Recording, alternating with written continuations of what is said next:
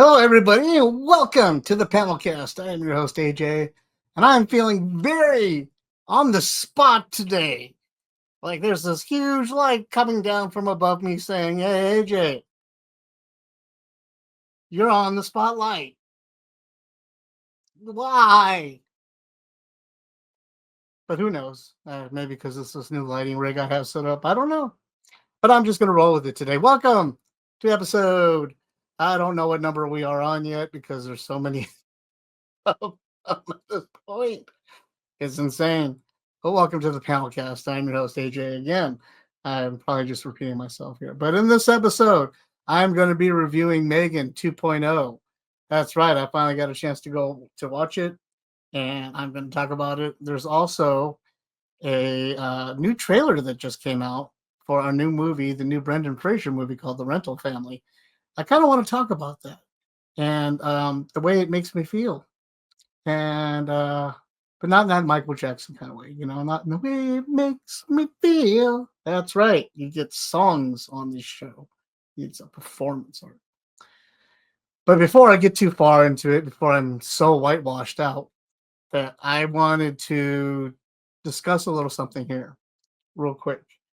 A few weeks ago, on one of the side panel episodes, I had received a new figure in the Fans Hobby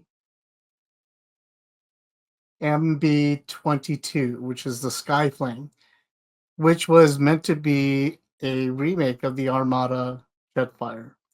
When I had received the figure, it comes with this little figure here. Many of you who are familiar with the Armada Skyfire knows that this turns into, it is not only essential as the front landing gear for the figure, but it also turns into a rather robot. It's like a little assistant droid to help out with everything that is involved in that. Well, when mine came broken. See the back end piece like this. Let me show the camera here. And it was just a clean break right inside there. Um, there, you can see it. Both pieces. It was just a clean break. Um, it was on this piece here, right here, that was broken. As you can see, not a very what it looks like a detrimental piece, but it actually is because it helps to hold the balance of Jetfire so that he doesn't, it's his front landing gear, so he can roll on it and whatnot, so that he can roll when it's not combined with the the other figures. Well, I had written a letter to TF Source, which is where I had ordered the figure from, explaining the issue, and they were kind enough to look through their box of leftover parts, and they had found the piece I was looking for and mailed it to me uh, complete. It was just this little piece here, and they mailed it to me, and I was able to replace it and fix the piece, so for free. And so I wanted to give a big shout out to TF Source, Transformer Source, tfsource.com, for taking care of me when I had a broken figure. No charge, nothing. They were like, "Well, sorry you got that. Let's see what we can do for you." And they were able to pull through. So big ups for them. Thanks a lot. I really appreciate great customer service. Um, I've dealt with them before. They've always been pretty good with customer service. Some of their rules are a little strict, but you have to agree to them when you order through them. So um, you may not agree with the rules. You may not agree with what their standards are. And sometimes it doesn't work out in your favor.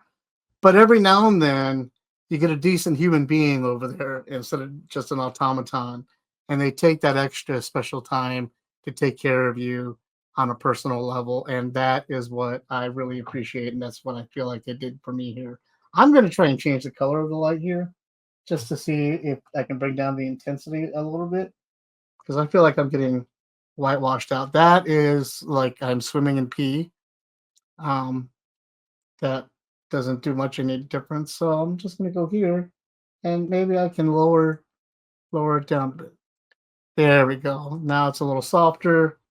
I don't feel as uh, whitewashed as my wife is in her bikini in the summertime. Um, it's very white. White as my eyeballs. Glows in the dark at night. Anyway, so let's go on, shall we? let's, talk about- let's get off the subject of my wife before she comes in here and murders me, and talk about some of the cool movie trailers that have come out. A lot have come out with the summer blockbuster movies that have been going around. Fantastic Four, Superman, Jurassic Park.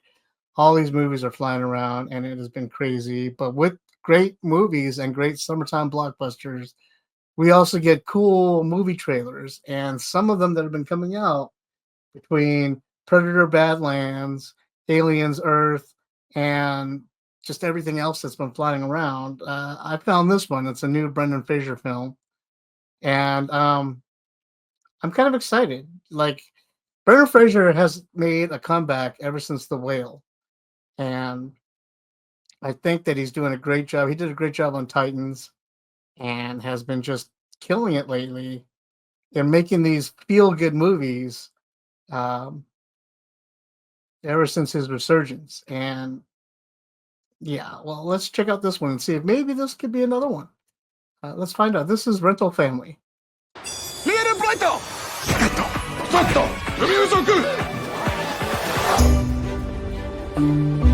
The market here isn't the same anymore. It's half the rate, twice the work. But I got you a gig and the pay is actually pretty good. What's my part?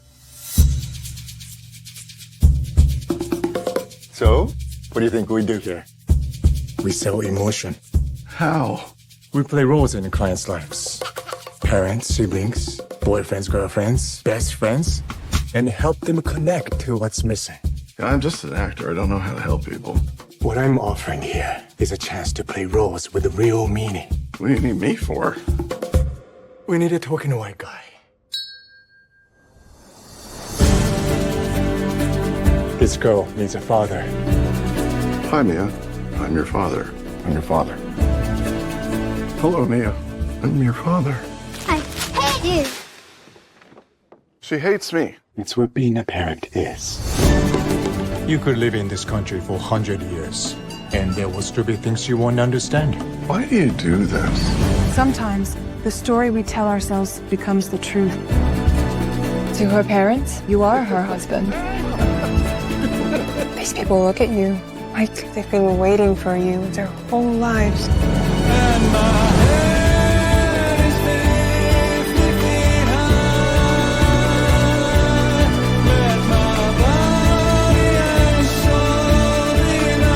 And what you'll discover is that they stay with you. Well, this is amazing. It's cool, but it's fake. You know, sometimes it's okay to pretend.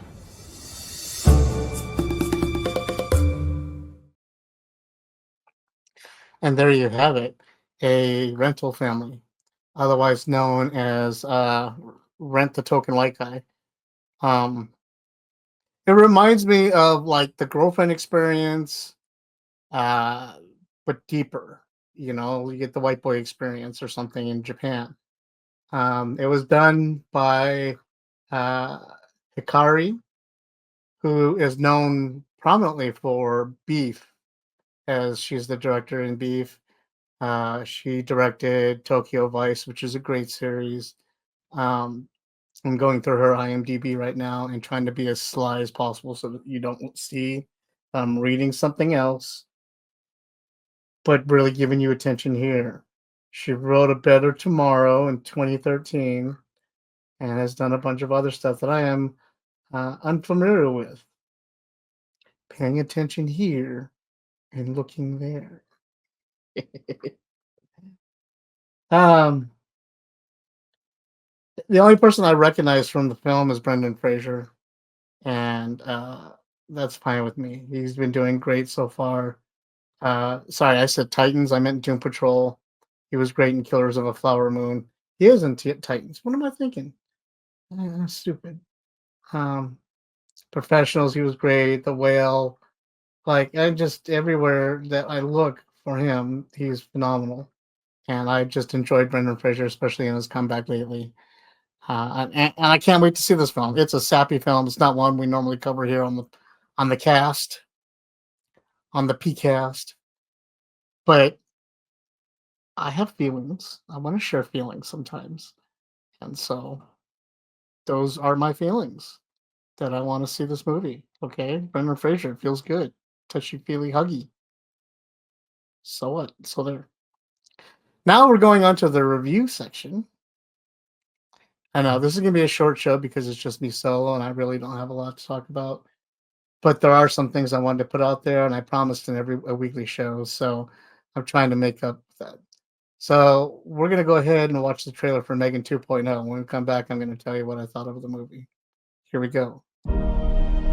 Yes, it's me. What a shock, etc. My path to personal growth has been paved with disappointment. I think we can agree that my biggest mistake was that I cared too much. Actually, the biggest mistake you made was murdering 4 people and a dog. Alright, I'm gonna put this in terms you can understand. I'm not the only killer robot. Amelia's stronger than you can imagine. And she's coming after anyone who can stop her.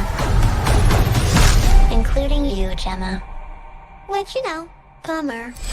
But to get to you, she'll kill everyone you love.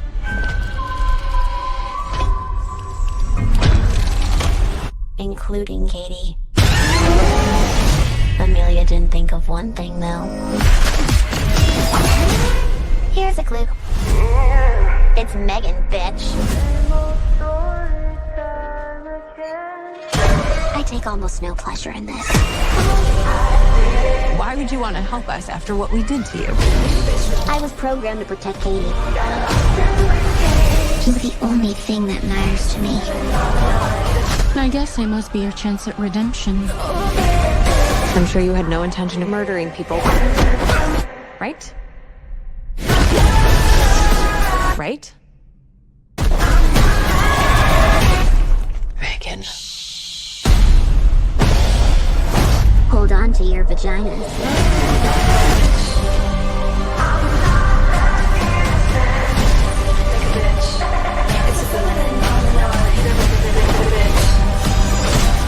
No matter what happens, I want you to know I see you. Megan? You better believe it, sister. You want me to drive?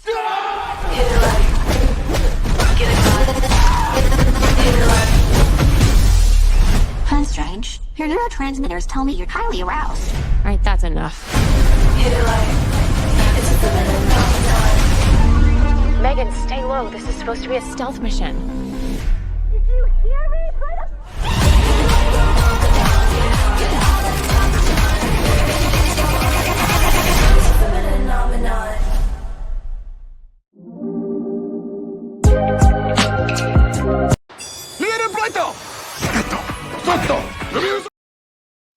And I don't know why Rental Family started up after that, but that was Megan 2.0.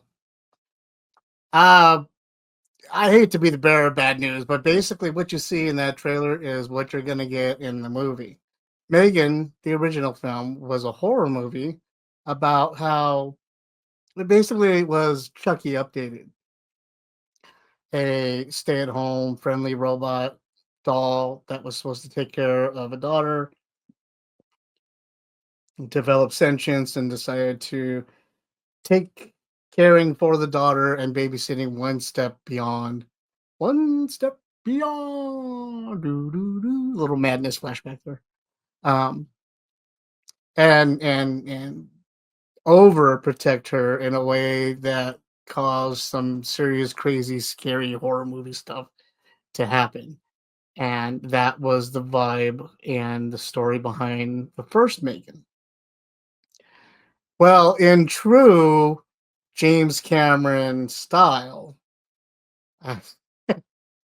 what started off as a horror movie has now, not that this movie has been directed by James Cameron at all, but they obviously took some beats from James Cameron.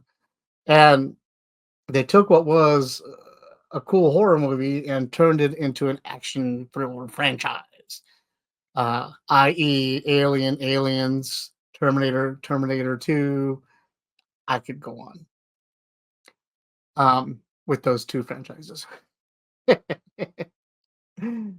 But um, that's what they did with this film. They took what was first a horror movie and really creepy and scary and kind of in the yeah, been there, done that, but kind of cool way, and flipped it on its head and turned it into the Terminator. For now, Megan, uh, they've gone ahead and advanced a different type of robot. Instead of making her a babysitter, and they made her a killer, and now it's going crazy. And so they bring back Megan in hopes that Megan will be correct this time and will go and save the world. And so there you have it, Megan 2.0. What did I think about it other than the B-rated cast and some of the obvious cheap shortcut production steps that they took?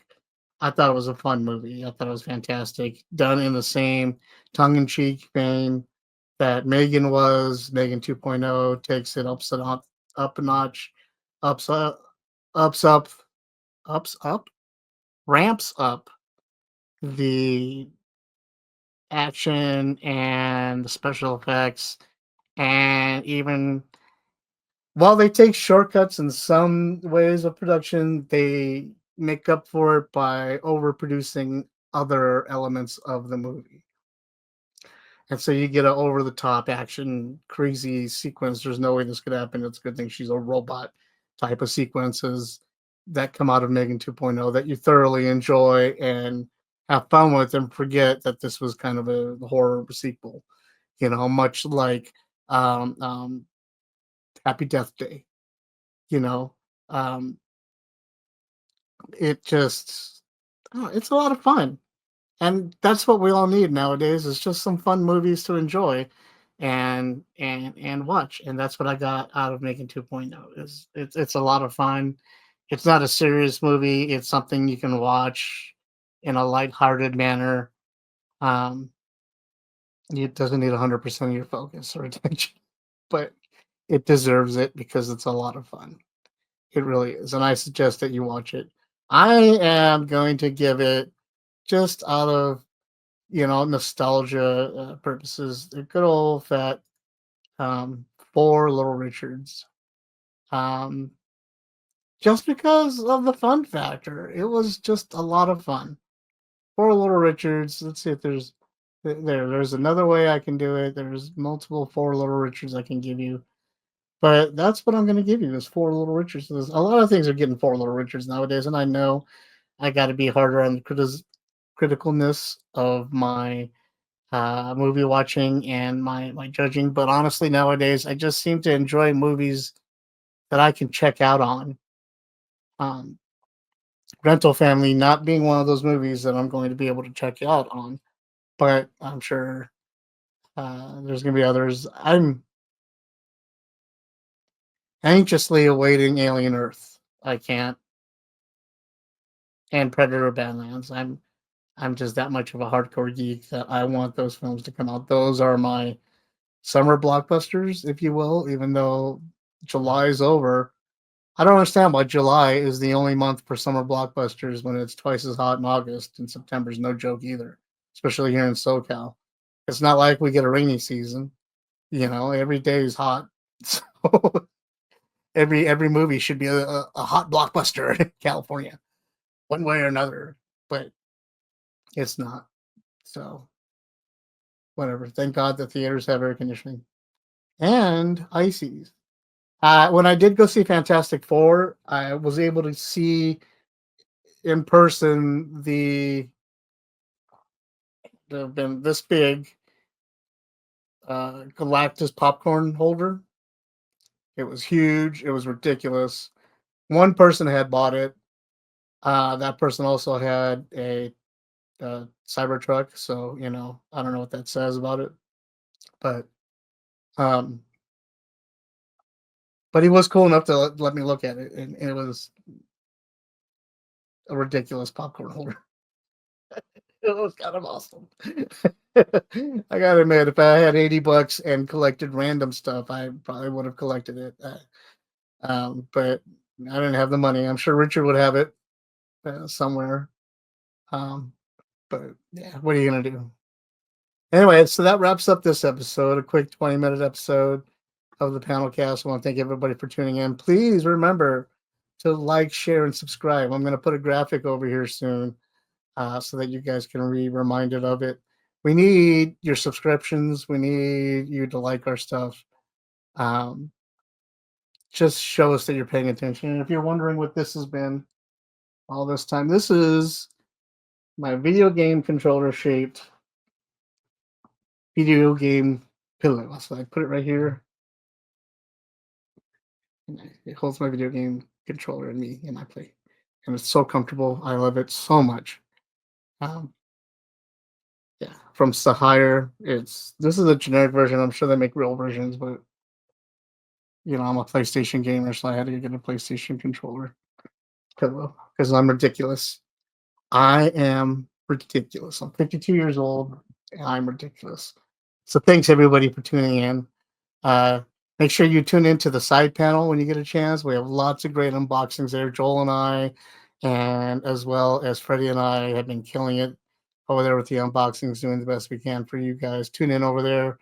And make sure on August 16th, that's a Saturday, we'll be at Retro Volt Arcade in Ucala Mesa doing a live draw broadcast of the four of us working on alien artwork. Now, that doesn't mean we're like pulling up some old alien artifacts from different planets to draw. No, we're drawing xenomorphs from the TV show and the movie Alien because we want to celebrate the release of Alien Earth, which comes out on the 12th. And so we'll be there live streaming us drawing alien artwork from the Retro Volt Arcade live. Now the time is going to be different. We're going 8 to 10. Normally we go from 1 to 4, 3 hours, where we sit here in the afternoon and just draw and work. But this time we're going late night at the arcade. We're gonna have a lot of fun there. You see some videos of us playing video games, drawing, and just having a great time. Please tune into that August 16th on any of the channels that we stream from, be it on Instagram, YouTube, Facebook, Twitch. We are everywhere now. So you can't have an excuse to not watch us. Other than we suck. And even then, watch us anyway. Thanks everybody for tuning in, and we'll catch you on the next episode.